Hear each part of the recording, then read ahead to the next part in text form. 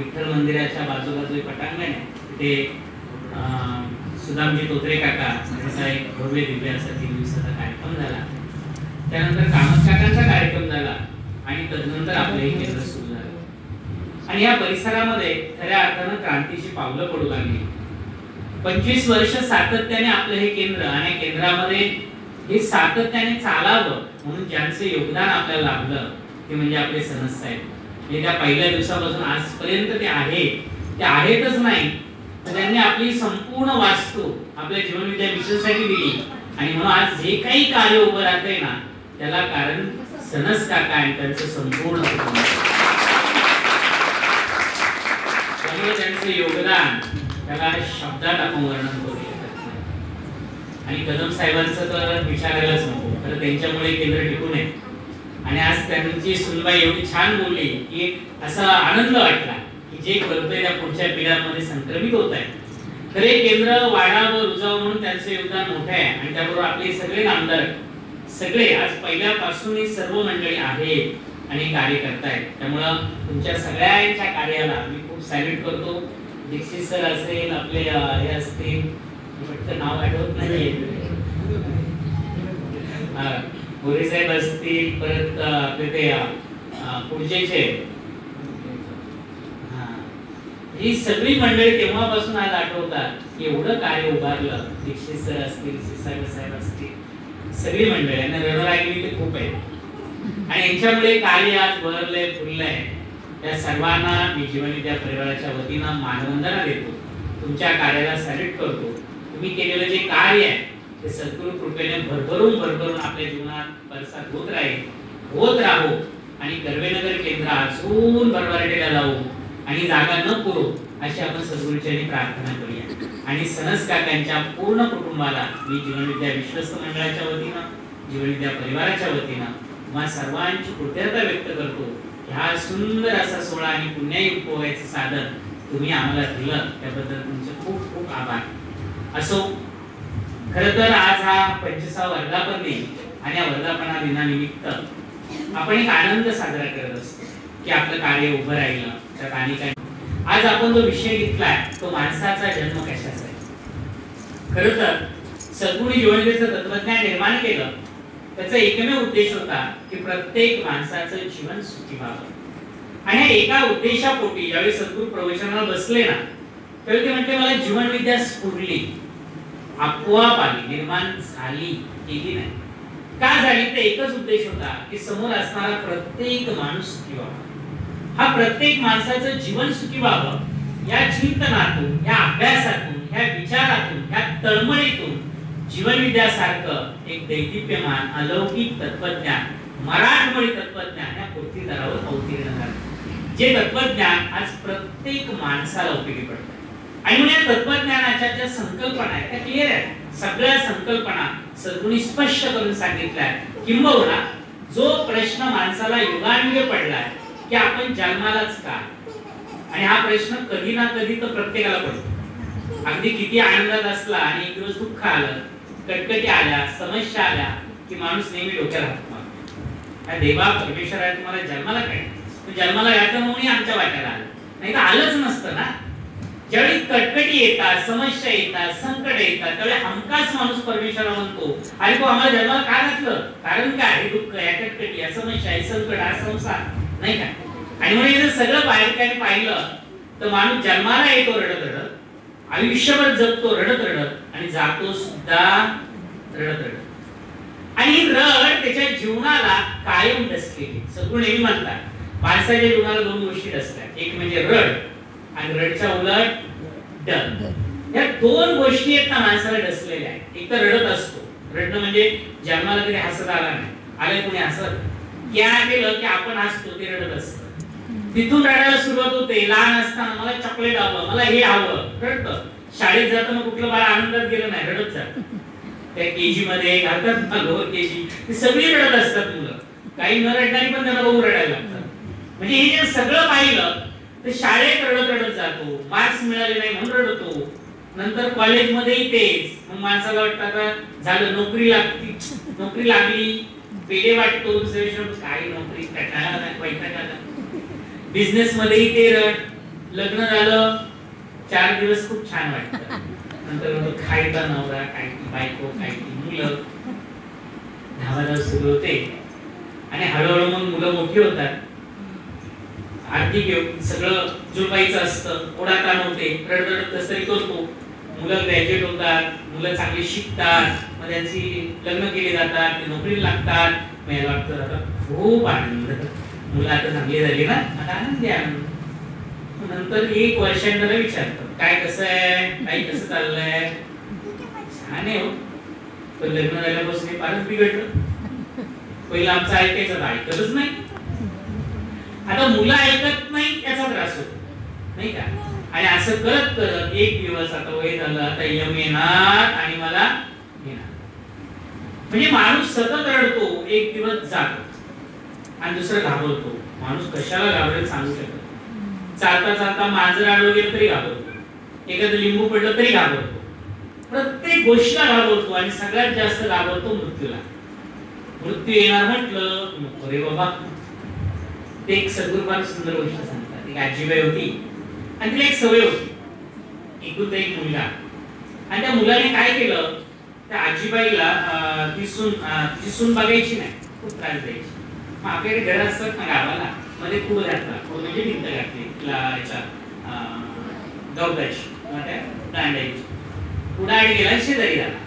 म्हणजे आजी वेगळी राहायला लागली आणि हे वेगळे राहायला लागले. आता ह्या बाईला सवय होती, सकाळी उठली ना काय करायची, आता पैसे नाही, मुलगा असून काही देत नाही, मग ती काय करायची, गावात जे घरं असतात ना त्यांना सरपण पुरवायची. ती जंगलात जायची, सुकी लाकडं गोळा करायची आणि ती मुळी बांधायची, एकत्र बांधायची, डोक्यावर घ्यायची, गावात आणून विकायची. पूर्वीच्या काळचं सांग. पण त्या बाईला एक सवय लागली, ते उचलताना म्हणायची, यमा ये रे बाबाई, सोडव ह्या म्हातारीला, कोण माझ्याकडे बघत नाही, माझं सोनही बघत नाही, कोणत्या लेकही बघत नाही, काय माझ्या मिलीच हाल, ये रे यमाई, सोडव एकदा.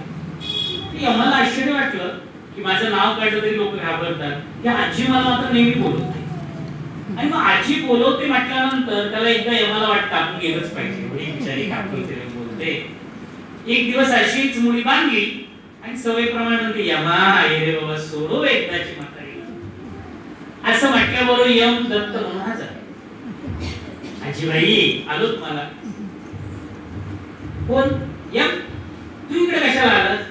अहो तुम्ही बोलवता ना, एवढं बोलवता, मी आलो तुम्हाला न्यायला. ए बाबा आम्ही बोलवलं असे, बरोबर बोलवलं, काय कारण होतं माहितीये, तिथे जंगलात कोणीच नाही रे, मी मुली बांधली ना, उचलून कोण देणार, मला एकटीला उचलता येत नाही ना, म्हणून मी तुला बोलवलं. एक काम कर, मुली माझ्या डोक्यावर दे, तू जा. काय कळलं?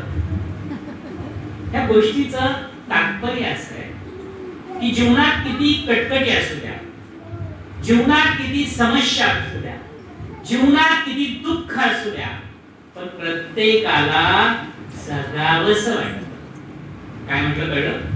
प्रत्येकाला जगावंसं वाटतं ना, याच्यातच त्याच्या जीवनाचं गुपित आहे. आणि म्हणून आज आपण हा विषय माणसाचा जन्म कैसा पाहणार आहोत, की माणसाला काही कसंही जीवन असू त्याला जगावंसं वाटतं ना, याच्यात त्याच्या जीवनाचं रहस्य आहे. की माणसाला रड आणि डर घालून जर डौल आणि डर निर्माण करायचं असेल तर त्याला ज्ञानाची गरज आहे. आणि ते ज्ञान जीवनविद्येच्या माध्यमातून सद्गुरू आज जगाला देतात. आपण जर आपल्या जीवनाचं परीक्षण केलं तर आपल्याला जगावंसं वाटतं का? त्याचं एकच कारण आहे. जगातल्या प्रत्येक माणसाला, जो माणूस म्हणून जन्माला, तो हिंदुस्थानातला असू दे, पाकिस्तानातला असू दे, अफगाणिस्तानातला असू दे, नाहीतर युएसला मधला असू दे, तर अमेरिकेतला असू दे, कुठला असू दे, किंवा इंग्लंडचा असू दे, चायनीज असू दे आणि जापनीज असू दे, जो माणूस म्हणून जन्माला आलाय ना, त्या प्रत्येक माणसाला जगावंसं वाटतं. आणि कशासाठी? तर जन्माला आल्यापासून मरेपर्यंत त्याला एकच गोष्ट हवी असते आणि त्यासाठी त्याला जगावंसं वाटतं. आणि ती गोष्ट कुठली? सुखासाठी. अगदी बरोबर. जगातल्या प्रत्येक माणसाला एकच गोष्ट हवी, सुख. त्या सुखालाच आनंद म्हणतात, त्याला शांती म्हणतात. आनंद मिळाला की मिळतं ते सुख, आनंद मिळाला की होतं ते सुख, आनंद मुरला ना की मिळते ती शांती. म्हणजे आनंद, सुख, शांती ह्या जरी वेगवेगळे शब्द असले ना, त्याचं सार एकच आहे की जगातल्या प्रत्येक माणसाला सुख किंवा आनंद हवा असतो. आणि त्या सुखासाठी, आनंदासाठी तो आयुष्यभर राहत असतो. धावत असतो, पळत असतो, धडपडत असतो. ह्या सगळ्या गोष्टी करून सुद्धा त्याच्या वाट्याला येतं काय? सुख पाहता तुकाराम महाराजांनी सांगितलं दुःख जवा पाडे. मग नेमका प्रश्न निर्माण होतो, सुखाचे आसू कणभर असतात, दुःखाचे आसू मनभर असतात. सुख आला आला आला म्हणते निघून जात, दुःख मात्र सहसा सरस. या सगळ्याचा विचार केल्यानंतर ही सुख नावाची गोष्ट नेमकी आहे कुठे? आपली गंमत अशी आहे की आपल्या ऋषीमुनींनी, आपल्या संतांनी आपल्या संपूर्ण जर त्याचा विचार केला ना तत्वज्ञानाचा, तर आपले सगळं तत्वज्ञान ह्या संतांनी, ऋषीमुनींनी संस्काराच्या माध्यमातून आईपर्यंत आणून दिलं. आई आपल्याला संस्कार देते आणि प्रत्येक गोष्ट आपल्याला सांगत असते. तुम्हाला माहिती आहे, सुख नावाची गोष्ट जर कुठे आहे ना हे पहिल्यांदा जर कोणी सांगितलं असेल ना तर ते आपल्या आईने आपल्याला सांगितलं. अगदी लहानपणी जेव्हा आपल्याला कळत नव्हतं तेव्हा. तुम्हाला काय सांगताय? हो, लहानपणी आईने आपल्याला सांगितलं सुख नावाची गोष्ट आहे कुठे. तेव्हा कसं काय? साधी गोष्ट, पेट्रोल घ्यायचं असेल तर पेट्रोल पंपावर जातो, वड्याच्या दुकानात जात नाही. पेढे घ्यायचे असेल तर पेढ्याच्या दुकानात जातो, वडे घ्यायचे असेल तर वड्याच्या. वाण्याच्या दुकानात साखर घ्यायला जातो, पेट्रोल पंपावर साखर आणायला जात नाही. बरोबर ना? म्हणजे जी गोष्ट जिथे मिळते तिथे जगातला प्रत्येक माणूस जातो. अमेरिकेत माणूस पण पेट्रोल पंपावर जातो, पाकिस्तानी माणूस पण पेट्रोल पंपावर जातो, आपणही पेट्रोल पंपावर जातो. तसं जगातला प्रत्येक माणूस सुख मागण्यासाठी सुद्धा एकेच ठिकाणी जातो. ती आई असते ना, आई ती लहानपणी सांगते तुला सुख हवं ना ते एकच ठिकाण. ते ठिकाण म्हणजे काय? वाण्याचं दुकान, नाही तर कर्वेनगर मध्ये 4-5 दुकानं असते, मोठी गर्दी असते ना. आज सुखाचा भाव 100 रुपये किलो. किती किलो पाहिजे घ्या, नाही मिळत आहे. मग सुख जर हवं असेल, आई आपल्याला सांगते सुख मिळेल एकच ठिकाण, आणि ते ठिकाण म्हणजे म्हणते हात जोड, डोळे बंद कर आणि म्हण देव बाप्पा सुखात ठेव रे बाबा. बरोबर? ती आई आपल्याला लहानपणी 2 गोष्टी सांगते. सुख नेमकं कुठे? देवाकडे. देवाकडे सुख आहे, म्हणून सुख फक्त देव देऊ शकतो, तू देवाकडे माग. मग आता प्रश्न निर्माण होतो, देवाकडे मागायचं, काही गोष्टी मागायला शिकवत नाही. पहिली गोष्ट सांगते हात जोड. का हात जोड? कारण ज्याच्या बदल्यात आपण काही देत नाही तिथे हात जोडायचे असतात. बरोबर ना? वाणीच्या दुकानात जाऊन आपण कधी हात जोडले? वाणी दादा साखर कशी किलो आहे? 20 रुपये. एक 20 रुपये घ्या, मला साखर द्या असं म्हणतो का? नाही. जिथे आपण पैसे देतो, व्यवहार करतो तिथे ते हात जोडत नाही. पण जिथे आपण काहीच देणार नसतो ना तिथे हात जोडतो. आपण मंदिरात जातो ना, लाईनीत उभे असतो, तर अनेक लोक येतात, दादा पैसे द्या, ताई मला पैसे द्या. का हात जोडतो? तर तो आपल्याला काही देणार नसतो. बरोबर? तसं आई आपल्याला लहानपणी एक गोष्ट शिकवते. पहिली गोष्ट की ज्याच्याकडे तुला सुख मागायचं तो देव आहे, त्या देवाला तू काहीच देऊ शकत नाहीस. का देऊ शकत नाही? कारण सगळं काही दिले ते त्याने दिले. तुझं काय काय आपला विचार? जन्माला आल्यापासून मरेपर्यंत आपण जगतो, आपलं काय आहे? असं तर घेऊन गेलो असतो ना बांधून जाताना, थांब रे यमा तर हे सगळं पार्सल करू दे, पुढच्या जन्मात घेऊन जायचंय. नाही होत. आलो एकटा, जाणार दुसरा एकटाच.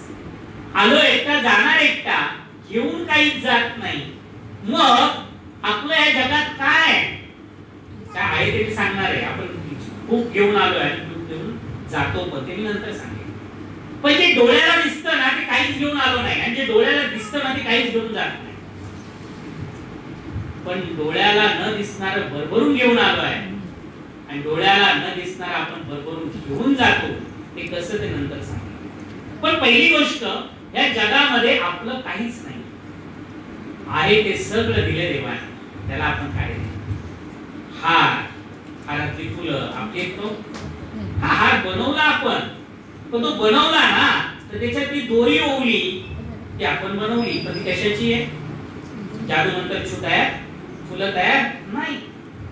हे फुलं दिली अनंत या परमेश्वराने दिली, त्यातली काहीतरी आपण तोडली, ती विकत घेतली, त्या सुई ओवली आणि हार बनवला, ते देवाला घातला. म्हणजे फुलं कोणाची? कोणाची? की काय? देवाची.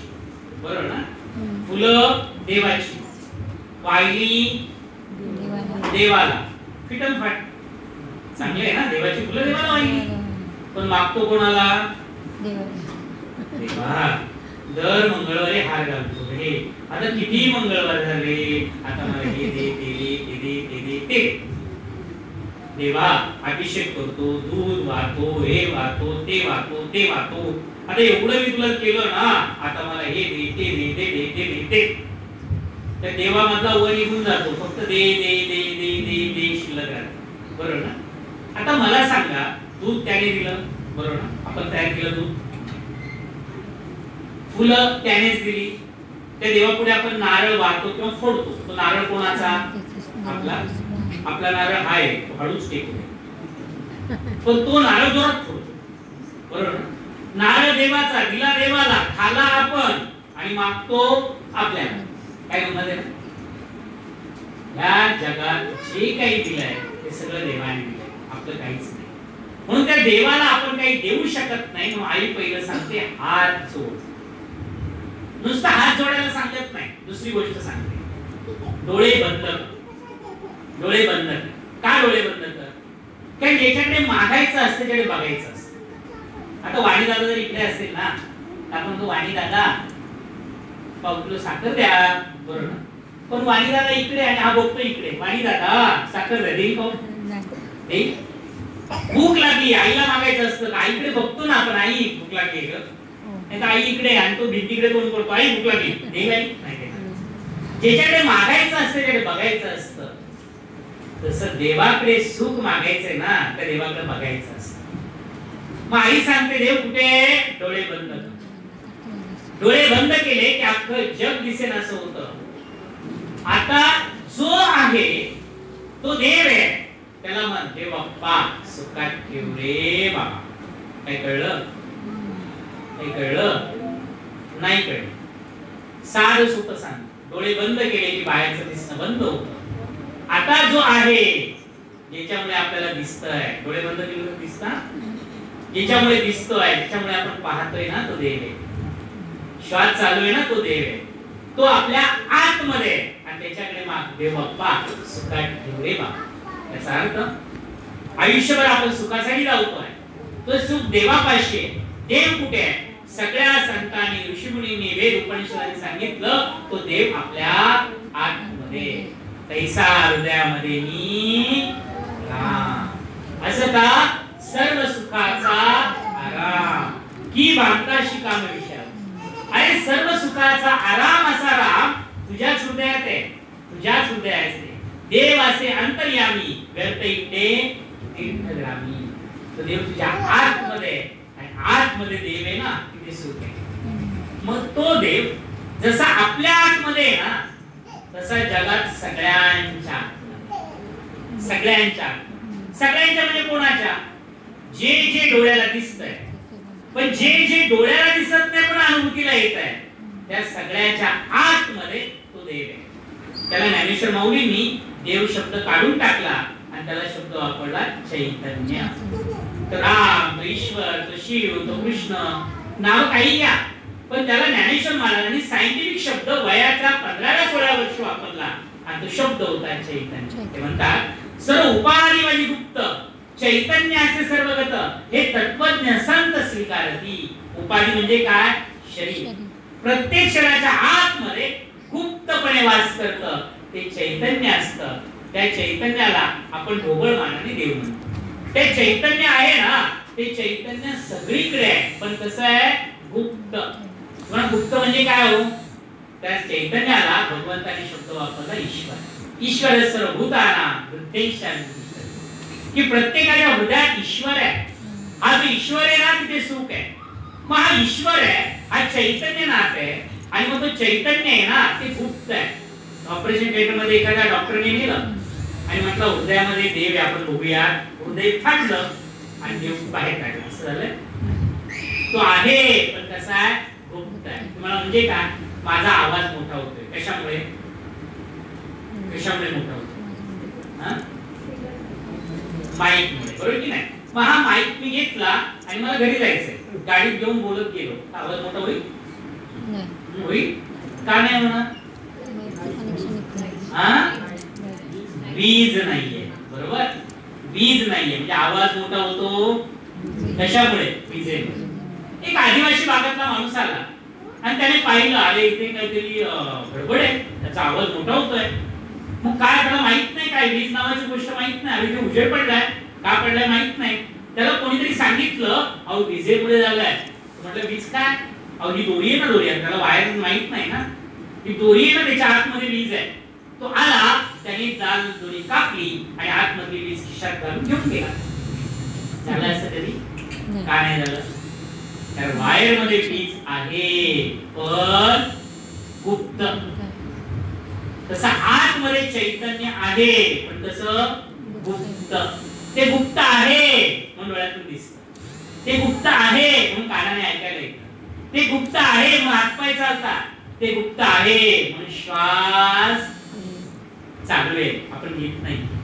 घेत असतो ना, मी तुम्हाला म्हटलं असं थांबा बोलतो नाही नाही संपलो, दुसरा येऊ द्या, मरेपर्यंत श्वासच घेत राहिलो असतो, झोपलो पण नसतो. पण श्वास चालू आहे आणि सगळं चालू आहे कारण तो आतमध्ये गुप्त आहे. कोण आहे? चैतन्य. हे चैतन्य आपल्या आतमध्ये, तसं जगात प्रत्येक गोष्टीच्या आतमध्ये, प्रत्येक गोष्टीच्या जी जी उपाधी, त्या प्रत्येक उपाधीच्या आतमध्ये. उपाधी म्हणजे काय? शरीर.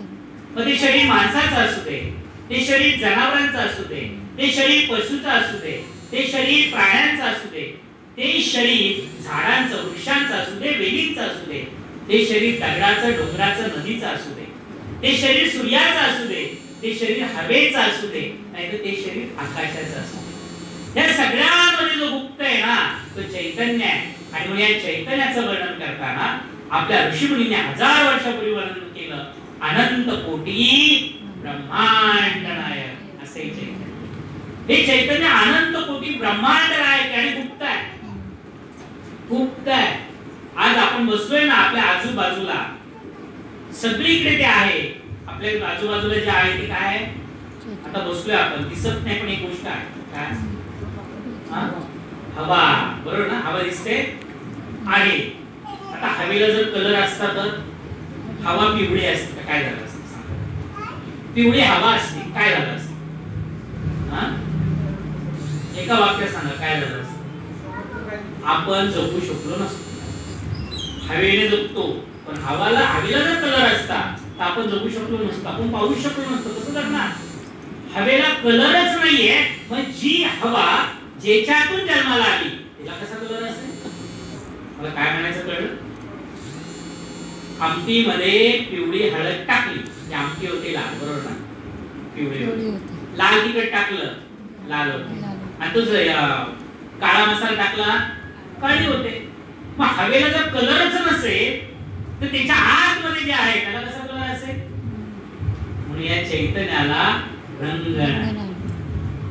क्षितिजापर्यंत बघतो ना, ते आकाश आहे. आकाश ही प्रचंड मोठी पोकळी आहे आणि त्या पोकळीमध्ये गुप्तत्व आहे. आता आकाश ही प्रचंड मोठी पोकळी आहे, तिला जर आकार नसेल तर ते आकाश ज्याच्यातून निर्माण झालं त्याला कसा आकार असेल? कळलं? म्हणून चैतन्य निर्गुण आहे, निराकार आहे, अव्यक्त आहे, अजर आहे, अमर आहे, अखंड आहे, सतत आहे. त्याला रंग नाही, रूप नाही, काही नाही. आणि म्हणून ज्ञानेश्वर महाराज म्हणतात, काय म्हणतात? देवा नाही नाम, देवा नाही गाव, देवा नाही रूप, काहीच नाही. मग काय? आत्मदेव, माझा आत्मदेवा.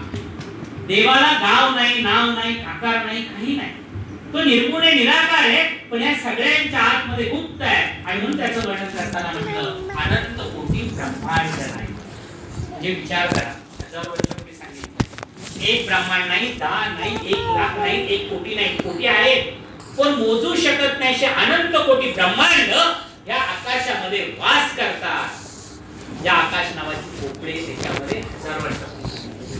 आज आम्हाला कळतं, आज आम्ही दुर्बिणीतून बघतो ना, तर आज आपले शास्त्रज्ञ सांगतात या आकाशामध्ये हजारो आकाशगंगा आहे आणि एक आकाशगंगा म्हणजे कोट्यावधी सूर्यमालिका आणि त्यातला आपला एक सूर्य. कल्पना करा, कोट्यावधी सूर्यमालिका, त्यातली आपली एक सूर्यमालिका, कोट्यावधी सूर्यमालिकांची एक आकाशगंगा आणि अशा हजारो आकाशगंगा या अवकाशात आहेत. या आकाशगंगा एकमेकांपासून प्रचंड वेगाने दूर जातात, पण तरी त्यांची टक्कर होत.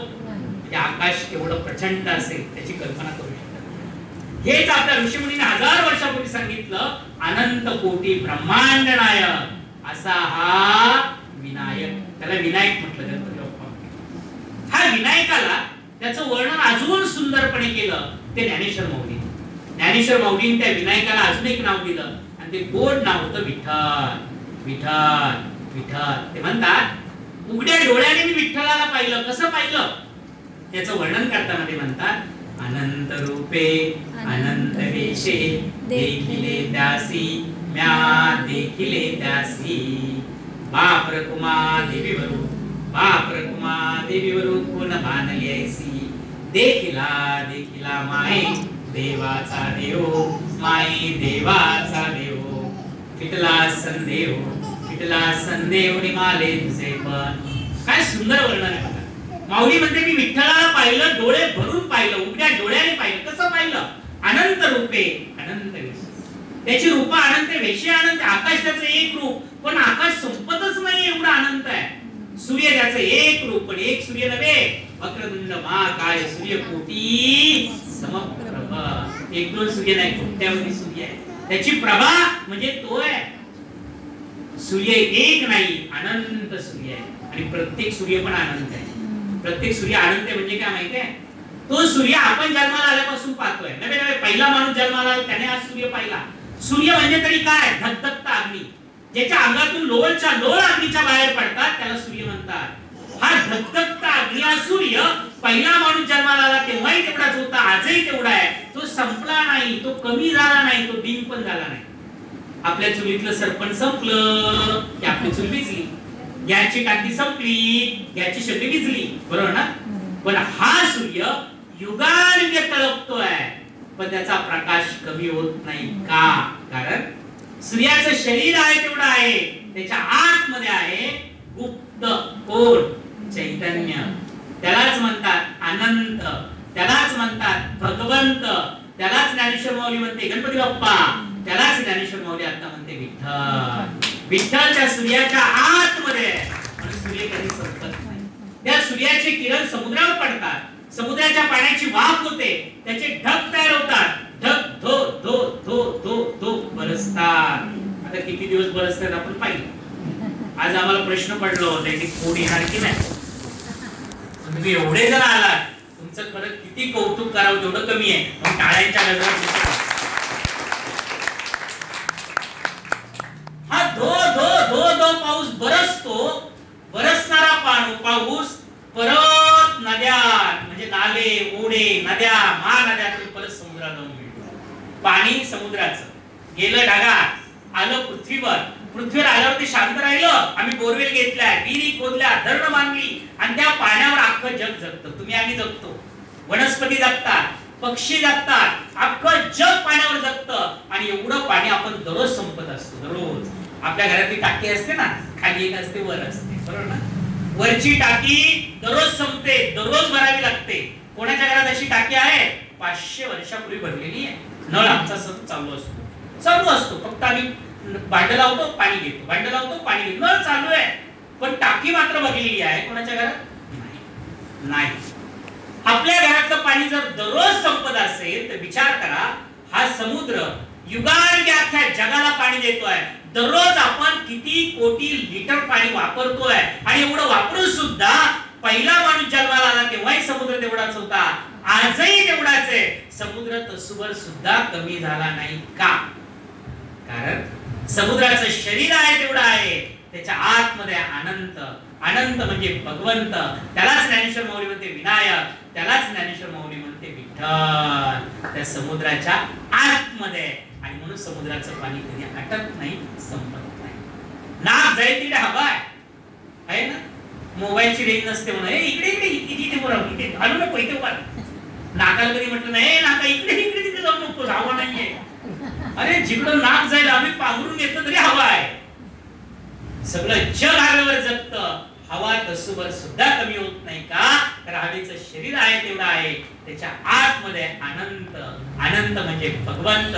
त्यालाच माऊली म्हणते विठ्ठल, त्यालाच माऊली म्हणते गणपती बाप्पा, त्यालाच माऊली म्हणते माधव, केशव, नारायण, जी काही नाव असते. एक नेहमी लक्षात ठेवा, देवाची नावं जास्त आहेत म्हणजे देव जास्त नाही. आम्ही त्याला देव म्हणतो, मुसलमान अल्लाह म्हणतात, ख्रिश्चन गॉड म्हणतात. देव एकच आहे, देव एकच आहे. नावं वेगवेगळी असतील काय बिघडलं? आता आपण एकच असतो ना, आपली नावं किती असतात. आता माझं नाव संतोष, कोणतरी मला म्हणतं महाराज, कोणतरी म्हणतं दादा, कोणतरी म्हणतं साहेब, कोणतरी म्हणतं सर. आता माझी आई मला बाबा म्हणते, माझी आत्या मला सान्या म्हणते, माझी काकी आहे ती मला सोनले म्हणते, माझी बायको मला आव म्हणते, माझी मुलगी मला बाबा म्हणते. आता आपल्याला जर एवढी नावं असतील तर देवाला नावं असतील की आकाश कोसळलंय? असू द्या ना नावं, पण देव एकच आहे. नव्हे नव्हे, देव आणि देवी पण एकच आहे. देव वेगळा नाही, देवी पण वेगळा नाही. देवही तोच, देवी पण त्याच. रामही तोच, सीताही तीच, विठ्ठलही तोच, रुक्मिणी तीच. असं कसं सांगतो ना. आता तुमच्या समोर मी बसलोय, हे माझं काय शरीर, बरोबर ना? म्हणजे शरीराला काय म्हणतात? हे शरीर, ते शरीर, बरोबर ना? हे शरीराला देह म्हणतात, माहिती? देह. आता देह म्हणताना आपण असं म्हणतो का हे देह? काय म्हणतो? तो देह, हा देह, बरोबर ना? हा देह, तो देह, बरोबर ना? आता ह्या देहाला, ह्या शरीराला काया म्हणतात ना. काय मग काया म्हटल्यावर आपण काय म्हणतो? हा काया. काय म्हणतो? ती काया, ही काया. कळलं? ही काया, हा देह, हे शरीर, हा ही हे वेगवेगळं आहे, वेगवेगळं आहे. ही म्हटल्यावर मी स्त्री झालो, हा म्हटल्यावर मी पुरुष झालो, आणि हे म्हटल्यावर मी नपुंसकलिंगी झालो. तिन्ही एकच, तिन्ही एकच. हा देवही हाच, शिवही हाच, आणि देवी पण हाच. कळलं? चैतन्य पण हाच. तो एकच आहे. देव म्हणा किंवा देवी म्हणा, एकच आहे. ज्यावेळी शक्ती म्हणतो तेव्हा चैतन्याला चैतन्य शक्ती म्हणतात, त्यावेळी ती होते. ते चैतन्य, ती चैतन्य शक्ती. त्याला जेव्हा चैतन्य नाथ म्हणतात तेव्हा तो होतो. ते चैतन्य, तो परमेश्वर, तो चैतन्य नाथ. देव झाला, देवी झाला, एकच आहे, वेगवेगळ्या नाही. म्हणून त्याला आपण शिव म्हणतो. शिव आहे हा. शिव कसा आहे तर त्याला शिवाची कुठे मूर्ती नसते बघा. आपलं अधिष्ठान शिवाचे असं म्हणतात. शिवातूनही जग जन्माला आलो, शिवोहम, बरोबर ना? शिवातूनही जग जन्माला आला. शिव कसा आहे याचं वर्णन करताना म्हणतात, शिव कसा आहे तर अर्ध नर नारी नटेश्वर. शिव अर्धा स्त्री आहे, अर्धा पुरुष आहे. नवे नवे, स्त्री तोच आणि पुरुषही तोच. म्हणून स्त्री शिवाय पुरुषाचं जीवन नाही, पुरुषाशिवाय स्त्रीचं जीवन नाही. आणि या दोन्ही जाती जगात सगळीकडे. सांगण्याचा मुद्दा असा, देवही तोच, देवी त्याच. किंबहुना ते आहे ना, हे सगळ्यांच्या रूपानं प्रगट आहे. कसं? अनंत रूपे अनंत वेश. त्याचे वेशही अनंत आहे. म्हणजे काय? एका डोंगरासारखा जगात दुसरा डोंगर नाही, हा त्याचा वेश. प्रत्येक डोंगराचा वेश वेगळा. जसे आपले कपडे वेगळे आहेत ना, वेश म्हणजे कपडे आहेत, तसा परमेश्वराचा एक वेश डोंगर. पण एका डोंगरासारखा जगात दुसरा डोंगर नाही. एका सूर्यासारखा जगात दुसरा सूर्य नाही. अनंत सूर्य आहे, एका सूर्यासारखा दुसरा नाही. अनंत झाड आहे, आंब्याची झाड अनंत आहे. एका आंब्याच्या झाडासारखं जगात दुसरं आंब्याचं झाड नाही. आंब्याची पेटी आली ना तर 5-6 डझन आंबे असतात, पण एका आंब्यासारखा दुसरा आंबा नसतो. आंब्याच्या झाडाला पानं कितीतरी आहेत, पण एका पानासारखं दुसरं पान नाही. एका चिकू सारखं दुसरं चिकू नाही. एका डाळिंबासारखं दुसरं डाळिंब नाही. एका गाढवासारखं दुसरं गाढव नाही. जातात एक दगड उचला, एका दगडासारखा जगात दुसरा दगड नाही. जगात दुसरा दगड. एका कुत्र्यासारखा जगात दुसरा कुत्रा नाही. एका गायीसारखी जगात दुसरी गाय नाही. आणि एका माणसासारखा जगात दुसरा माणूस नाही. काय चमत्कार आहे ना. आपल्यासारखे आपण आज 750 कोटी माणसं आहेत, पण आपल्यासारखा कोणीच नाही. आजपर्यंत जे होऊन गेले तसे आपण नाही. आज आपल्यासारखा कोणीच नाही. आणि आपण गेल्यानंतर कळलं ना, ह्या पृथ्वीवर आपल्यासारखा पुन्हा कधीच होणे नाही. 1000 वर्षाने पण नाही, पुन्हा कधीच होणे नाही. आपल्यासारखे आपण. हे सगळं परमेश्वराने निर्माण केलं, आपण नाही केलं.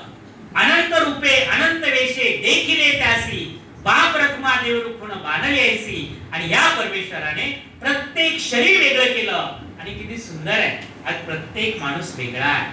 प्रत्येक माणसाचं बोलणं वेगळं. तिकडे हॅलो म्हटलं ना लगेच कळतं रामरावचा फोन. हॅलो म्हटलं ना गणपतरावचा फोन, लगेच कळतं. आवाज वेगळा, चालणं वेगळं, हस्ताक्षर चमत्कार आहे. एका माणसासारखा जगात दुसरा माणूस कुठल्याच अंगाने नाही. म्हणून अनंत रूपे अनंत वेशे हा परमेश्वर प्रगट झाला आणि त्या परमेश्वरात प्रगट होण्यात आपण जन्माला आलो. बरोबर ना? आपण पण आलो. मग आपण जन्माला का आलो? हे सगळं याने का निर्माण केलं? याचं कारण काय? याचं कारण एकच आहे. तो जो परमेश्वर आहे, जो निर्गुण आहे, जो निराकार आहे, जो अव्यक्त आहे, जो अमर आहे, जो अखंड आहे, ज्याला रंग नाही, ज्याला रूप नाही, त्या परमेश्वराचं स्वरूप आनंद आहे. तुम्हाला म्हणजे काय हो सांगतो. आपण साखर खातो ना, ती कशी असते? खारट ना, जाग्या गोड असते. मीठ खातो ना, मीठ कसं असतं? खारट. आता काही ठिकाणी म्हणतात गोड द्या म्हणजे मीठ द्या, पण मीठ खारट, साखर गोड. म्हणजे काय? साखरेचं स्वरूप गोड, मिठाचं स्वरूप खारट. खारट नाही तर मीठ नाही, गोड नाही तर साखर नाही. तसं परमेश्वराचं स्वरूप आहे आनंद. म्हणजे काय? आनंद नाही तर परमेश्वर नाही. म्हणजे परमेश्वर आनंद आहे, आनंद आहे, आनंद आहे. तो असं जाऊन तो आनंद आहे. त्याला पुरावा काय सांग. तुकाराम महाराज विठ्ठलाला भेटण्यासाठी पाहण्यासाठी कुठे गेले? भंडारा डोंगरावर गेले. बरोबर नाही? भंडारा डोंगरावर गेल्यानंतर त्यांनी सुरू केलं विठाल विठाल विठाल विठाल विठाल विठाल विठाल विठाल विठाल. डोळे बंद करून विठाल विठाल विठाल विठाल विठाल विठाल जे टाऊ फोडून त्यांनी अर्थ हाक मारली. आणि 15व्या दिवशी त्यांना साक्षात्कार झाला. काय साक्षात्कार झाला? 15 दिवसा माझी झाला साक्षात्कार. विठोबा भेटला निराकार. अरे विठ्ठलाला आकारच नाहीये, मी त्याला शोधतोय. मग तो विठ्ठल आहे कसा याचं वर्णन मात्र त्यांनी केलं. आनंदाचे डोई, आनंद तरंग, आनंदाची अंग, आनंदाची. हा विठोबा कसा आहे? केवळ आनंद आहे. हा जग जे जे दिसतंय ना, हा आनंद आहे. त्या आनंदामध्ये प्रत्येक गोष्ट तरंग आनंद आहे, उपाधी आनंद आहे. त्याचं शरीर आनंद आहे आणि त्याच्या आतमध्ये सुद्धा आनंद आहे. आनंदाचे डोई, आनंद तरंग, आनंदाची अंग, आनंदाची. हे आनंद त्या परमेश्वराचं स्वरूप आहे. आता मला सांगा, आनंद कधी शांत बसतो का? बसतो नाही बसत. आता तुम्ही ते शांत बसला, पण पटकन तुम्हाला फोन आला आणि सांगितला हो तुम्हाला नातू झाला, काय होईल? रडायला लागा. आनंद होईल. मला नातू झाला, मला नातू झाला. मला पण म्हणा हो थांबा, हो मला नातू झाला. आनंद कधी शांत बसत नाही. त्या दुबईला मॅचेस चालल्यात, पण तिकडे 6 मारला की आम्ही इकडे उड्या मारतो, टाळ्या वाजवतो. आनंद शांत बसत नाही. आणि या परमेश्वराचं जो स्वरूप आनंद आहे, तो कसा शांत बसेल? ज्याला रंग नाही, रूप नाही, जो निर्गुण आहे, जो निराकार आहे, त्याचं स्वरूप आनंद आहे. आनंद नेहमी स्फुरत असतो, स्फुरद्रूप असतो. आणि म्हणून त्यालाच इच्छा होती की माझ्या ठिकाणी असणारा आनंद मला चाखायचा. बघा, तो जो परमेश्वर आहे ना, त्याला काहीच नाहीये. तो निर्गुण आहे, निराकार आहे, केवळ आहे. सद्गुरू म्हणतात झोपलेला माणूस आहे, फक्त आहे. त्याला शिव्या दिल्या तरी काही बोलत नाही, त्याचं कौतुक केलं तरी काही करत नाही. आहे तसा परमेश्वर केवळ आहे, अथांग सागर आहे, पण त्याचं स्वरूप आनंद आहे. आनंद चाखायची इच्छा त्या ठिकाणी निर्माण होते. आणि ती इच्छा निर्माण झाल्यावर आनंदच आनंदाला कसं चाखणार हे सांगताना एकनाथ महाराज फार सुंदर म्हणतात. नाथांच्या घरची उलटीच खून, पाण्याला लागली तहान. पाण्याला तहान लागली तर काय करावं? भाकर खावी, पाणीच प्यावं. पण पाणी पाणी कसं पिणार? पण पाणी मासा झालं तर पिणार ना, पाणी मगर झालं तर पिणार ना, कारण त्याला शरीर हवं तर पाणी पिणार. तसं हा परमेश्वर निर्गुण निराकार आहे, अव्यक्त आहे. हा परमेश्वर रंग नाही, रूप नाही, पण आहे, पण आनंद आहे. आनंद चाकायची इच्छा होते आणि तो स्वतःतूनच हे जग धारण करतो. त्याला ज्ञानेश्वर महाराज म्हणतात मज एकाचा विस्तार ते जग का, तर मला माझ्या ठिकाणी असणारा आनंद चाखायचा, आनंद उपभोगायचा.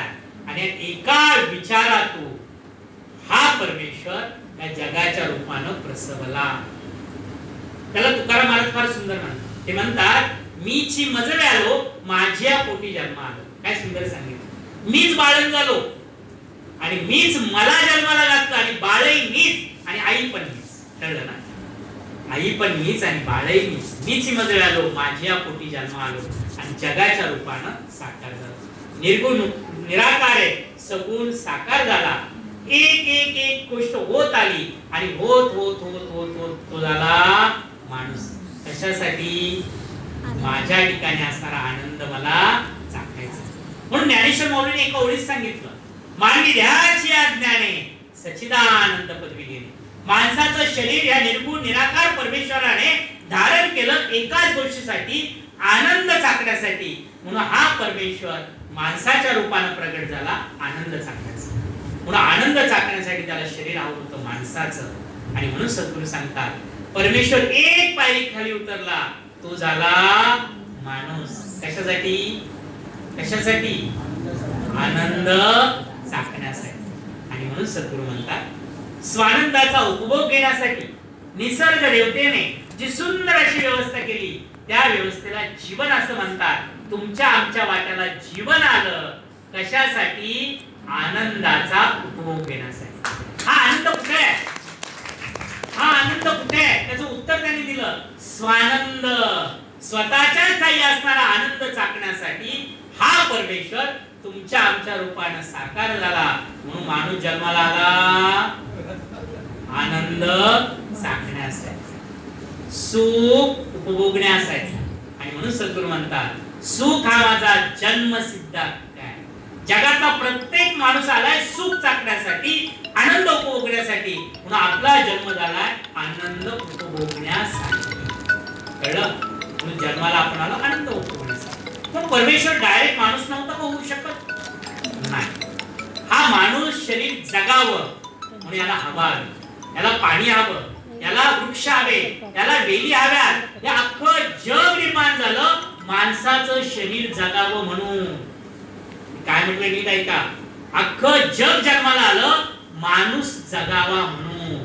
हवा आहे तर आपण आहे, पाणी आहे तर आपण आहे, सूर्य आहे तर आपण आहे, पृथ्वी आहे तर आपण आहे, झाड आहे तर आपण आहे, पक्षी आहे तर आपण आहे, अगदी फुलपाखरू आहे ना म्हणून आपण आहे. मधमाशी, साधी मधमाशी, ही मधमाशी जर नष्ट झाली तर जगातला एकही माणूस शिल्लक राहू शकत नाही. जगातली एक प्राण्यांची जात नष्ट झाली तर मानव जात नष्ट होणार. जगातली एक झाडांची जात नष्ट झाली तरी मानव जात नष्ट होणार. हे सगळे आहेत म्हणून आपण आहे. हे सांगण्यासाठी कोण आला? हे सांगण्यासाठी कोण आला? कोरोना आला. कळलं ना? तो कोरोना सांगतो का रडतोस? क्योर हो रहा है? अरे सगळं आहे म्हणून तू येस. कळलं ना? कोरोना आला आणि त्यांनी सांगितलं अरे तुझं जग नाही, हे सगळे आहेत ना म्हणून तू येस. म्हणून आपण प्राण्यांनी शेती खाऊ नये, फळं खाऊ नये म्हणून त्यांना मुसकी बांधत होतो. पण कोरोनात आपण मुसकी बांधली, ते मात्र फिरत होते. त्या झाडांची किंमत त्यावेळी आपल्याला कळते. ही झाडं आहेत ना, कार्बन डायऑक्साईड घेतात, ऑक्सिजन देतात. आपण ऑक्सिजन घेतो आणि कार्बन डायऑक्साईड देतो. ती झाडं कधी पैसे घेतात? पण कोरोनात कळलं ऑक्सिजनची किंमत किती आहे. प्रत्येकाच्या बोटाला ऑक्सिमीटर, बरोबर ना? अरे 94 झालं, 93 झालं, 90 झालं, धडधड वाढली. आणि मग त्या सिलेंडरची किंमत किती आहे. पण ही झाडं जन्माला आल्यापासून ऑक्सिजन देतात म्हणून आपण जगतो. आपण जगतो. कधी केलाय विचार? हे सगळं आहे म्हणून आपण आहे. म्हणून एक नेहमी लक्षात ठेवा, आंबा जमिनीत गेला पण तो आंबा डायरेक्ट आंबा झाला नाही. त्या आंब्याने मूळ धारण केलं, अंकुर फुटला, त्याला बुंदा आला, त्याला खोड आलं, त्याला फांद्या आल्या, त्याला पानं आली, नंतर आंबे आले. आणि तो आंबा, त्या आंब्यातली कोय प्रत्येक आंब्यामध्ये आली. कळलं ना? पण त्या आंब्याच्या कोळीसाठी अख्खं झाड जन्माला आलं. तसा माणूस, प्राणी की ज्याच्यात मला आनंद चाकायचा आहे, पण हा जगावा म्हणून ते अख्खं जग आहे. म्हणून माणूस किती ग्रेट आहे की नाही? म्हणून माणसाचं शरीरातच फक्त आनंद चाकते, बाकी शरीरात नाही.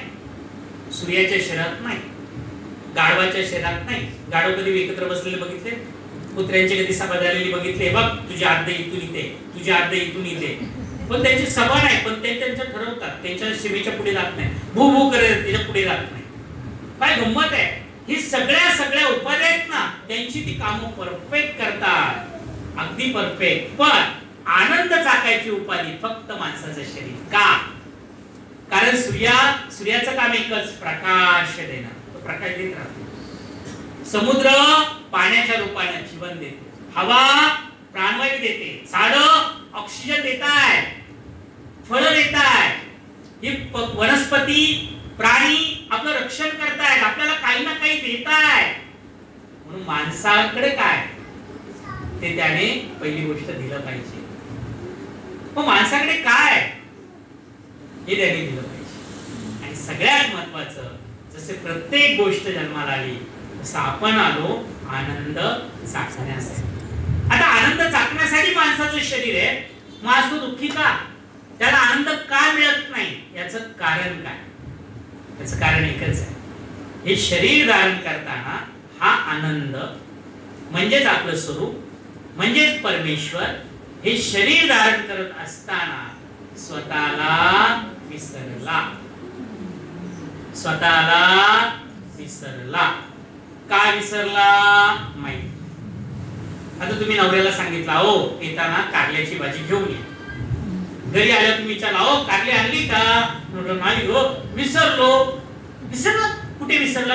कधी विसरला? सांगा सांगा सांगा, कधी विसरला येईल सांगता? विसरलो सांगता येईल, पण कधी विसरलो सांगता येणार नाही. तसा हा परमेश्वर शरीर धारण करण्याच्या प्रोसेस मध्ये विसरला, पण का विसरला माहित नाही. त्याला सद्गुरू म्हणतात रिझन अननोन, कारण आहे पण माहित नाही. त्याला संत म्हणतात, ऋषीमुनी म्हणतात माया. माया म्हणजे काय? देवाची छाया. देवाची छाया म्हणजे काय?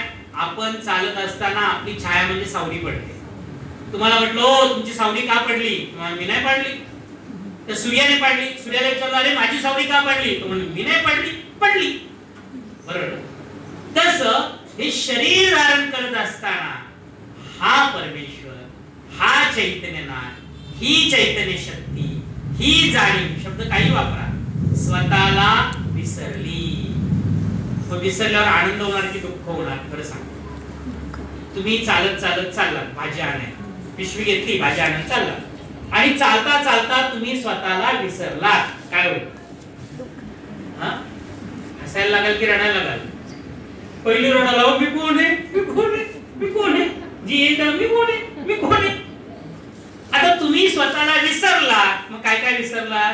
नाव विसरला, बरोबर, तुमचं गाव पण विसरला, घर पण विसरला, नवरा पण विसरला, बायको पण विसरली, बरोबर ना. सास सासरे पण विसरले, घर पण विसरल्यामुळे कपाट पण विसरली, कपाटातले 100 तोळे विसरले, 20-25 पैठण्या विसरल्या. एक विसरल्याबरोबर सगळं विसरलं. विसरलं ना. आता काय आहे? मग ती हसणार की रडणार? रडणार. मग रडायला लागल्यावर मी कोण आहे, मी कोण आहे, कोणतरी येतं कशा कागं बाई रडते, अहो मी कोण आहे, बरोबर. तर कोण आहे कोण आहे म्हटलं की म्हणते चल माझ्या घरी, बरोबर ना. तसं हे शरीर धारण करताना आपण स्वतःला विसरलो. विसरल्यावर काय होणार? मी कोण आहे, मी कोण आहे, बरोबर. मग ते बाळ जन्माला आल्यावर काय करतं? हा करतं, क्या क्या क्या, मी कोण आहे, मी कोण आहे, कोण आहे. म्हणून जगात प्रत्येक माणूस जन्माला येताना हसत येतो की रडत येतो? हा, अमेरिकेतला पंतप्रधानाच्या घरातला, हा, राजाच्या घरातला, जगातला प्रत्येक माणूस रडत येतो, मी कोण आहे, क्या क्या क्या. मग ती बाई म्हणते, आगे जाऊ दे, कशाला रडते, चल माझ्याकडे. तुझं नाव नाही आठवत? बरं, मग आजपासून तुझं नाव संगीता. होती अमृता, झाली संगीता. अमृताच्या साड्या पैठण्या गेल्या, अमृताचं घर गेलं, अमृताचं सगळं गेलं, आता काहीच नाही. कळलं? तसा हा परमेश्वर हे शरीर धारण करताना स्वतःला विसरला. क्या क्या क्या. मग कोणतरी कुळकुळा आणतं, कोणतरी टाळ्या वाजवतं, ते बघायला लागतं. आणि मग 12व्या दिवशी बंड्या बंड्या बंड्या, ते म्हणतं मी बंड्या. मी या जातीचा, मी या धर्माचा, मी या पंथाचा, मी या वंशाचा. कळलं ना. होता देव, होता शिव, झाला जीव. जीव पण नाही झाला, त्या जीवाला नाव दिलं संतोष. मी संतोष. याच्यावर आयुष्यभर जगतो. आता ती संगीत आता काहीच नाहीये, मग सगळं आता मिळणार, आता काहीच नाहीये. त्या अमृताने काही दिलं तर मिळणार, तसं आई वडिलांनी काही दिलं तर मिळणार. शिकायला मिळतं, चालायला मिळतं, आपल्याला सगळं काही मिळतं, जगातून मिळत जात. पण आनंद स्वतःला विसरला, आणि तो विसरल्यामुळे तो शोधायला लागला जगात. कळलं? सगळे उदाहरण देतात. सुनबाईने आंघोळ करताना काय केलं? नथनी घातली होती ना, नथ घातली होती, ती आंघोळ करताना काढून ठेवली नानी घरात. आता काढून ठेवली, आंघोळ वगैरे झाली, ती आली, कामाला लागली, आणि दुपारी तिला आठवलं, अरे नथ नाहीये, नथ नाहीये, नथ कुठे गेली, नथ कुठे गेली, नथ कुठे गेली? कारण ती काढलेली विसरली. मग सकाळी मी दूधवाल्याकडे गेले होते, पेपरवाल्याकडे गेले होते, किराणावाल्याच्या दुकानात गेले होते, सगळीकडे जाऊन आले, नथ मिळेल का हो? हरवली कुठे? नानी घरात. तसं आपण इथे विसरलो, आनंदाला विसरलो, आणि त्या आनंदाला शोधायला जन्माला आल्यापासून आपण जगात धावतोय. मला आनंद हवा, मला सुख हवं, मला सुख हवं, म्हणून जन्माला आल्यापासून मरेपर्यंत माणूस धावतोय सुखासाठी, सुखासाठी. कळलं? आपल्या जीवनाचं गुपित कळलं? जन्माला आल्यापासून धावतोय, पण कुठे धावतोय? बाहेर. हे मिळालं की मला सुख मिळेल, ते मिळालं की मला सुख मिळेल, ते मिळालं की मला सुख मिळेल, बरोबर ना? पण ते मिळाल्यानंतर कळतं याच्यात सुख नाही, याच्यात सुख नाही, याच्यात सुख नाही. का? कारण सुख कुठे? कुठे? आतमध्ये. जगात मिळतं ते सुख. आता जगात जर सुख असतं, आईचे सुख पण ते नंतर सांग. आता गाडीमध्ये जर सुख असतं, बरोबर ना, गाडी सुख असतं, तर गाडीमध्ये सगळ्यांना आनंद मिळाला असता की नाही? पण आपल्या जाऊबाईने गाडी घेतली तर ती खूप आनंदी असते, पण आपण, मी नाही म्हटलं, तुम्ही म्हटलं. जर 6 मारला तर आनंद असता, बघा 6 मारला जर आनंद असता, तर इंडियन प्लेअरला मारल्यावर पाकिस्तानच्या लोकांना दुःख झालं असतं. पण 6 मारला आनंद आहे, सगळे कुठे मारले असते. कळलं? ती गोष्ट, ज्या प्रत्येक गोष्ट आपल्याला मिळतात तो आनंद आपल्या आतमध्ये त्याला मिळतो. मनासारखं झालं की आनंद मिळतो, मनाच्या विरोधी झालं तर होतं ते दुःख. म्हणजे तो आनंद कुठे? आतमध्येच आहे. मग आतमध्ये असणारा आनंद आपण कसा चाखायचा? ज्यासाठी आपण जन्माला आलो त्याला उत्तम उपाय. वीज आहे ना, वीज. वीज कुठे निर्माण झाली? आपल्या घरात, आपल्या पुण्यामध्ये कुठेतरी डॅमवर निर्माण झाली. डॅम मधून ती इथे वायरच्या माध्यमातून आली. वायर मध्ये वेगवेगळ्या केबल गेल्या, एक गेली साताऱ्याला, एक गेली पुण्याला, एक गेली सांगलीला. हळूहळू ती पुणे जिल्ह्यात प्रत्येक तालुक्यात गेली. तालुक्यात जाता जाता पुणे शहरात आली. पुणे शहरातल्या प्रत्येक उपनगरात गेली. जाता जाता ती कर्वेनगरला आली. कर्वेनगरमध्ये प्रत्येक सोसायटीत गेली, आणि जाता जाता आपल्या ह्या गल्लीत आली, आपल्या घरात आली, आणि घराला लागला मीटर, बरोबर ना? आणि मीटरच्या पुढे ती झाली आपली. त्याच्या मागे सगळी वीज आहे. ह्या घराची वीज आहे, तीच ह्या घरात आहे, तीच मागच्या घरात आहे, तीच सगळीकडे आहे. ह्या खोलीची आहे, तीच ह्या खोलीत आहे, बरोबर? पण मीटर लागला तिथे वेगळी झाली. तशी ही चैतन्य शक्ती जगाच्या रूपाने साकारली, होत होत ती माणूस झाली, आणि या माणसाला मीटर लागला संतोष, गणपत, संपत, रुक्मिणी, पार्वती, सीता, बरोबर की नाही? ही मीटर लागला, तिथे ती वेगळी झाली. पण आतमध्ये ती एकच आहे, आणि सगळी ती आतमध्ये आहे ना. ती वीज जशी वायर मधून आपल्या घरात येते, घरामधून पंख्यात आली, पंखा फिरायला लागला, ती बटन दाबलं, वीज प्रकाश द्यायला लागली, तशा आपल्या आतमध्ये हा आनंद आहे, चैतन्य शक्ती आहे, आनंद आहे. तो आनंद आपल्या शरीरातून वाहत असतो, आणि त्याला जी वायर आहे ना, ती वायर म्हणजे मन. ती चैतन्य शक्ती आपल्या शरीरात येते मनाच्या द्वारे, आणि या शरीरातून बाहेर पडते मनाच्या द्वारे. आणि या मनाला एक ना, जशा वायर असतात ना, वायरला कोर असतात, 1 2 2 4 3 4 4 4 ना, आतमध्ये वायर असतात, 4 वायरची, 3 वायरची, बरोबर ना? एक केबल असते. तशी मन नावाची केबल आहे ना, त्याच्यामध्ये ज्या वायर आहे त्या 3 प्रकारच्या आहेत, 3 कोर आहे. ते कर्म 3 प्रकाराने बाहेर येतं. पहिले म्हणजे विचार, दुसरं म्हणजे उच्चार, आणि तिसरं म्हणजे आचार. ते बाहेर येत असतं विचारांच्या द्वारे, ते बाहेर येत असतं उच्चारांच्या द्वारे, ते बाहेर येत असतं कर्माच्या द्वारे. ते आहे म्हणून कर्म करतो, ते आहे म्हणून विचार करतो, ते आहे म्हणून आपण बोलतो. आपल्या शरीरातून ते बाहेर पडतं आणि म्हणून आपल्याला मिळतो तो प्रकाश. आणि मग हे कळावं ना म्हणून आपल्याकडे दीपस्तव करतात. आपल्याकडे समय आपण दिवा लावतो देवाच्या पुढे. का? आपल्या पूर्वजांनी त्या काळात माणसाला हे कळावं म्हणून गुपित सांगून ठेवलं.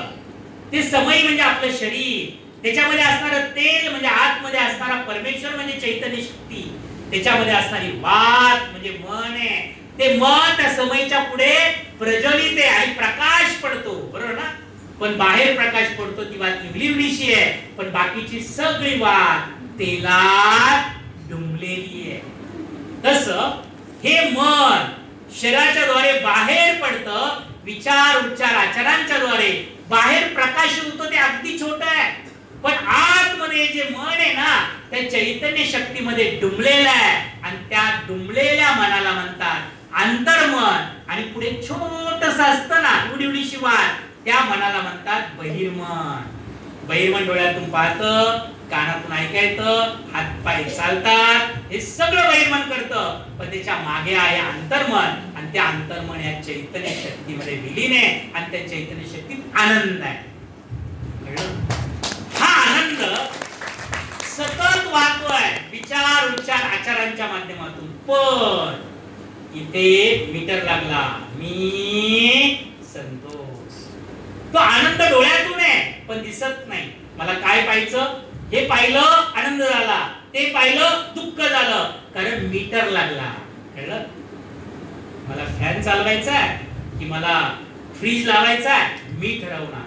तसा आनंद शोधायला आपण विसरल्यामुळे बाहेर पडलो, पण तो आनंद आपल्या शरीरातून वाहतोय, डोळ्यातून दिसतं ना. आनंद की दुःख आहे?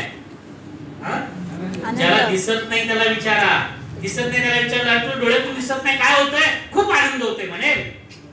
डोळ्यातून दिसत नाही हे दुःख आहे, डोळ्यातून दिसतं आनंद आहे. ऐकायला येतं आनंद की दुःख आहे?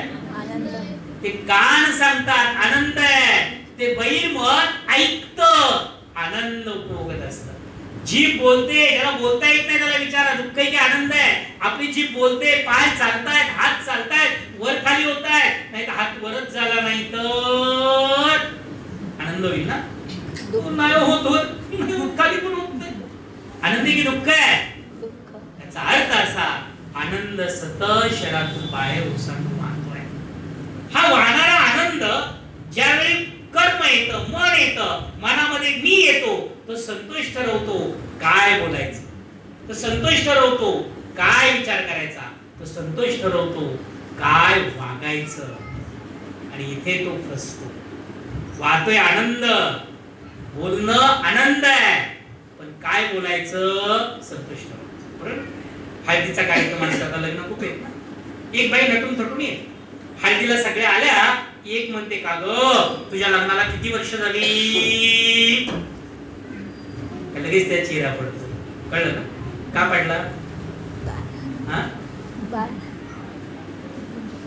कारण हिला बाळ नसतं. तिचा चेहरा पडला लगेच दुसऱ्या म्हणतो कशी जिरवली, आली होती नटून थटून, 8 वर्षाला बाळ नाही आली ती नटून थटून. काय बोलायचं, बोलणं आनंद आहे पण दिलं दुःख, दिलं दुःख.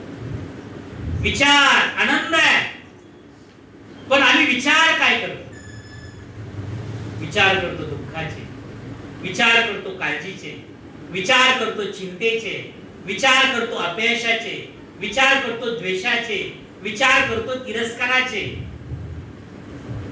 आहे आनंद पण देतो दुःख. वागणं आनंद आहे, चालता येतं, वागता येतं, चालता येतं, पण हे पाय कुठे न्यायचे, दारूच्या गुत्त्यात की कर्मयोगाच्या केंद्रात आपण ठरवायचं. हे हात दोन कानाखाली मारायचे की हात जोडायचे आपण ठरवायचं. कारण मीटर लागला संतोष. कळलं? मग आज आतून आनंद वाहतोय, मग हा आनंद जर मिळवायचा असेल जसा आतून येतो ना तसा बाहेर द्या. मीटर बाजूला होईल. कळलं ना?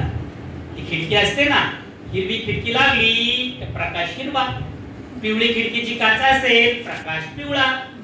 तसं मी जातीचा धर्माचा हा फिल्टर लागला रे लागला की आपलं वागणं बदललं. कळलं ना? त्यालाच म्हणतात अहंकार. अहंकाराची काच आहे. देव आणि आपल्यामध्ये काय? फक्त अहंकार आहे. आनंद आणि आपण दुःखी याच्यामध्ये काय? अहंकार. आणि म्हणून तुकाराम महाराज म्हणतात अहंकार गेला तुका म्हणे देव झाला, आणि अहंकार आला तुका म्हणे दैत्य झाला. म्हणून देव आणि दानव वेगळा नाही, देवही तोच आणि दानवही तेच. आता पुढचं, मगाशी देव देवी एक होत्या, आता देवही तोच दानवही तोच, ईश्वरही तोच सैतानही तोच. ते म्हणत कसं सांगतो ना. कृष्ण कोण होता? कृष्ण कोण होता? चुकला की काय? देव, बरोबर ना. वासुदेव कोण होता? माणूस, बरोबर ना. आणि कंस कोण होता? राक्षस. तुम्हाला सांगा, कंस कोण? राक्षस. कृष्ण कोण? देव. वासुदेव कोण? माणूस. आता त्या कृष्ण कंस कृष्णाचा मामा होता. मग आपला मामा राक्षस आणि आपण देव असं झाले कधी? कृष्णही माणूस, कंसही माणूस आणि वासुदेवही माणूस. अहंकार आला माणसाचा राक्षस झाला, अहंकार गेला माणसाचा देव झाला. आडवं येतोय अहंकार बाजूला सारा. आणि काय करा? आतमध्ये असणारा ओंकार आनंद जगाला द्या. बोलताना बोलात आनंद असेल. सासू मला अशी बोलते, मी का तिला बोलू? अहंकार. सून अशी वागते, मी का वागू? तो भाऊ मला नीट बघत नाही, मी का करू? अहंकार आला दैत्य झाला. मग आता काय करा? आपल्याला जे हवंय ते जगाला. मग काय आनंद आहे ना, बोलण्यातून आनंद द्या, वागण्यातून आनंद द्या, विचारातून आनंद द्या. मोठे विचार करा, आनंददायी विचार करा. आणि करायला लागलो ना की आतला आनंद बाहेर जातो, तो इतरांना मिळतो आणि त्याच्याकडून आपल्याला मिळतो तो आनंद. तुम्ही हसला की समोरचा रडायला लागतो, बरोबर ना? हसतो. तुम्ही कौतुक केलं तर समोरचा अपमान करतो, बरोबर ना? कौतुक करतो. तुम्ही शुभेच्छा दिल्या थँक्यू म्हणतो, बरोबर ना? तुम्ही चांगलं वागला तर चांगलं वागतो. आनंद वाटला की आनंद मिळतो. जन्माला आलोय आनंद मिळवण्यासाठी, आणि आनंद मिळवण्याचा एकच मार्ग, आनंद वाटता वाटता तो आनंद सुटायचा. माणसाचा जन्म कशासाठी? आनंद वाटता वाटता आनंद लुटण्यासाठी. नाही वाटला नाही मिळणार. दुःख वाटलं दुःख मिळणार, सुख वाटलं सुख मिळणार, आनंद वाटला आनंद मिळणार. तो वाटायचा 3 स्तरावर. विचारातून आनंद वाटा, उच्चारातून आनंद वाटा, आणि तिसरी गोष्ट वागण्यातून आनंद वाटा. दुसरं आपण बाजूला गेलो ना तरी तो आनंदी झाला पाहिजे. आपल्याला बघितलं ना तरी समोरच्याला आनंद झाला पाहिजे. याला म्हणतात आनंद वाटणं. काही माणसं नुसती आली ना तरी आपल्याला आनंद होतो. सद्गुरू आले रडायला येतं, आनंद होतो. प्रल्हाद दादा आले दुःख होतं, आनंद होतो. कळलं ना? कारण त्या आनंदाची लयलूट बाहेर पडत असते. तसं आपण आनंदमय झालो पाहिजे, आनंद वाटत राहिलो पाहिजे. वाटता वाटता वाटता तोच आनंद प्रगट होतो. देव पाया गेलो देवशी होऊन ठेलो, तुका म्हणे धन्य झालो आजी विठ्ठला भेटलो. म्हणून सद्गुरू सांगतात देव होईचा सोपा मार्ग. सकाळी उठल्यापासून रात्री झोपेपर्यंत जो विचार करा तो शुभ करा, आनंदाचा करा. माझी मुलं खूप मोठी होणार. आता मला सांगा, मुलं मोठी होण्यात आनंद आहे की बिघडण्यात आनंद आहे? बरोबर की नाही? मग विचार करायचा माझी मुलं खूप मोठी होणार. आम्ही विचार करतो माझी मुलं बिघडणार तर नाहीत ना, माझी मुलं अशी तर होणार नाहीत ना, ही मुलं नापास झाली तर, फेल झाली तर, मग इंजिनिअरिंग ऍडमिशन नाही मिळालं तर, मग मेडिकल ऍडमिशन नाही मिळालं तर मूल जन्माला आल्यापासून विचार करा माझं मूल खूप मोठं होणार, हे बाळ आहे ना खूप मोठं कार्य करणार, हे बाळ आहे ना डॉक्टर होणार, इंजिनियर होणार म्हणा म्हणा. ते पाहुणे आले की आपण म्हणतो ना, बाळा काकाच्या पाया पड. ते पाया पडायला गेले की काका विचारतात, बाळा तुला मोठं झालं कोण व्हायचंय? ते बाळ म्हणतं, काका मला डॉक्टर व्हायचं. ती आई आतमध्ये असते म्हणून सोबत बघा डॉक्टर व्हायचं. 9 वाजता उठतं डॉक्टर व्हायचं. नका ना म्हणून ते म्हणते डॉक्टर व्हायचं. मग सुरू करा, डॉक्टर साहेब उठा, नाही तर आमचं गोबड्या गाढवा उठ, डोकरा उठ, डॉक्टर साहेब उठा म्हणा.